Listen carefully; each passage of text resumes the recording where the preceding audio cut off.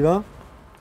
Quel week-end, mes amis, quel week-end de folie! Après 6 mois d'un suspense insoutenable, le feuilleton du remaniement s'est conclu en apothéose hier soir grâce à la prestation hilarante d'un des maîtres actuels du stand-up, dont les prestations télévisées sont d'autant plus attendues qu'elles sont rares. J'ai nommé l'excellent Claude Guéant, plus connu dans le milieu, dans les allées du pouvoir, sous le surnom de Top à la déconne, et dont manifestement les facétieux parents se sont inspirés lorsqu'ils l'ont conçu un soir de cafard devant le journal parlé de Léon Zitrone, du personnage du croque-mort dans Lucky Luke.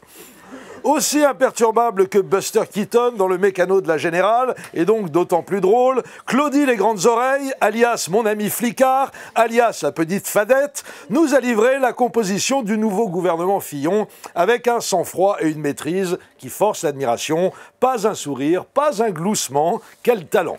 L'événement de ce remaniement, c'est bien sûr la propulsion méritée dans les sommets de l'État du stratosphérique Frédéric Lefebvre, l'homme qui a réussi à faire nommer son copain Pierre Sled directeur des programmes de France 3, c'est dire s'il est doté d'un pouvoir de conviction exceptionnel.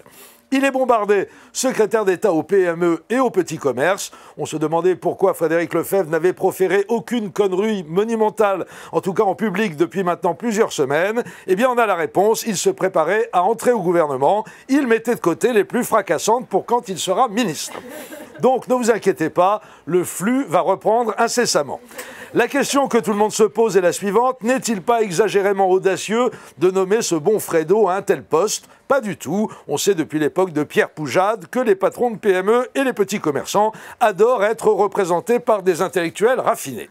Autre événement considérable dans ce remaniement, le ministère de l'Immigration disparaît. C'est logique puisqu'il n'y a plus d'immigrés, en tout cas au gouvernement, en attendant mieux.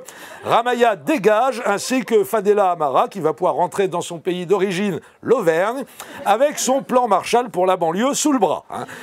Ces deux frangins sont priés de rendre les clés de l'appartement du ministère au concierge, merci. Une place en foyer Sonacotra leur a été réservée. Une bonne surprise, Frédéric Mitterrand est reconduit au ministère de la Culture, ce qui constitue un signal sans ambiguïté adressé aux autres membres de ce nouveau gouvernement et dont le sens est le suivant. Vous avez le droit d'aller aux putes, mais uniquement de plus de 45 ans. Georges Tron sauve sa tête, humour, tronc, tête, à la fonction publique. Et après ce dernier, Bruno Le Maire, une nouvelle villepiniste, se fait débaucher par Sarkozy. La porte-parole de République Solidaire, Marianne Monchamp, qui est nommée secrétaire d'État à n'importe quoi. De toute façon, ça n'a aucune importance vu que c'est juste pour emmerder Villepin. Pauvre Dominique, à force de se prendre des coups de couteau dans le dos par ses fidèles lieutenants, il n'y aura plus de place pour le croc de boucher.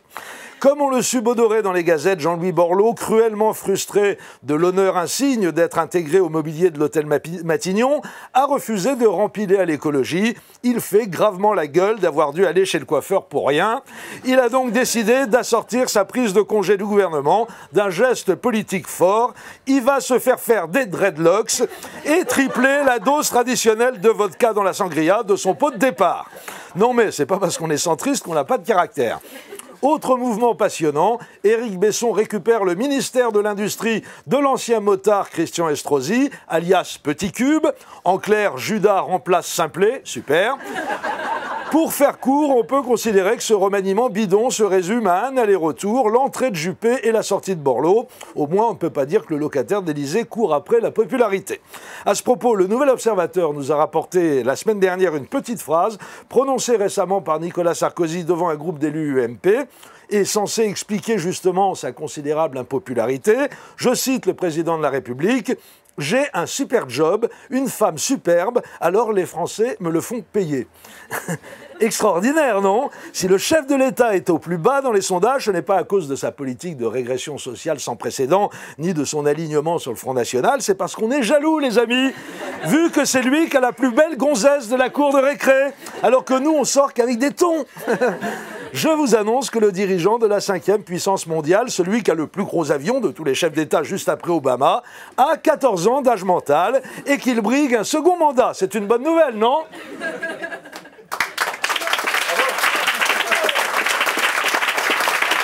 Merci.